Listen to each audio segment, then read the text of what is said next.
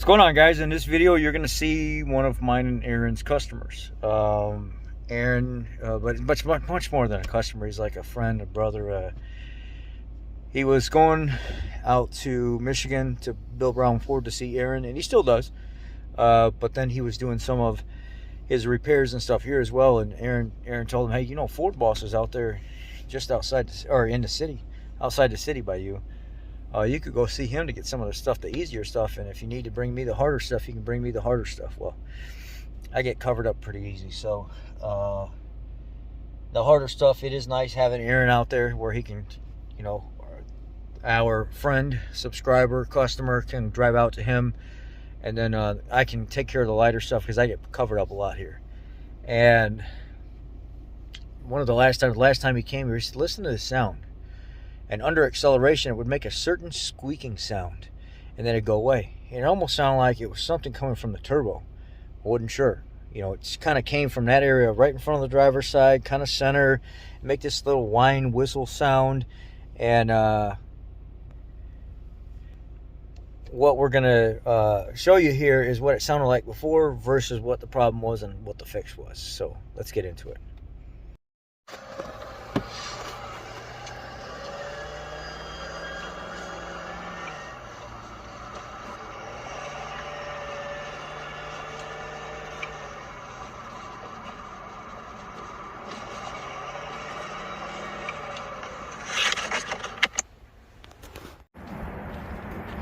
So it was the far back one down by, you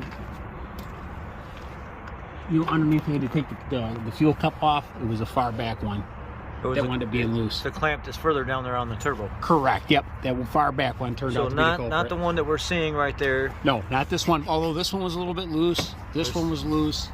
But it's the one further back down inside underneath the manifold. That's the one that turned out to be the. Did you have to pull it up or off to get to it? Yeah, right. No, I just pulled the filter, the cup off, and then got back in there, and I moved the dipsticks out of the way. Yeah. And tightened it and got in there. Used a ratcheting wrench? Yes. I just snugged the hell out of it. And just snugged it until I couldn't snug it anymore, and took them all the way down. And that's what fixed and that's what solved that leak.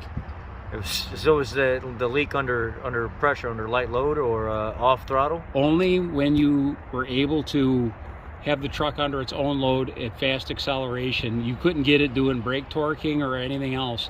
The boost had to be under just normal transmission and drive and just stomping on it. And then you would get that slow balloon leak type sound.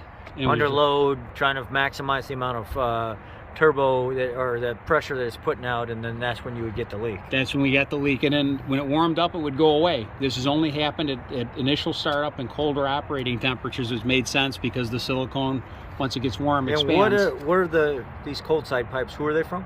HSM. HSM. Mm-hmm. They're nice. Both the hot and cold side. And then, so you got this here.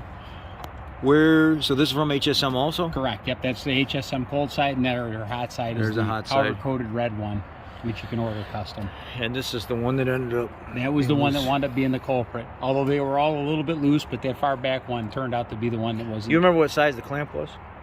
God, now you're asking tough questions. I forgot what I got on there. All right.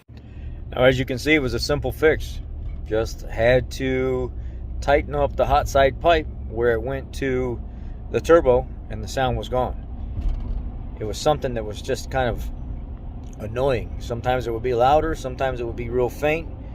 It wasn't, you know, real obvious where it was coming from until they started, Aaron and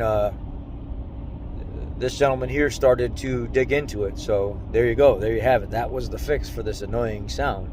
And it's just clamps not tight enough on the turbo. So check your clamps. Are you experiencing this sound after installing hot side, cold side pipes, or just in general? Let me know what you think. Let me know if you've experienced this. Be blessed.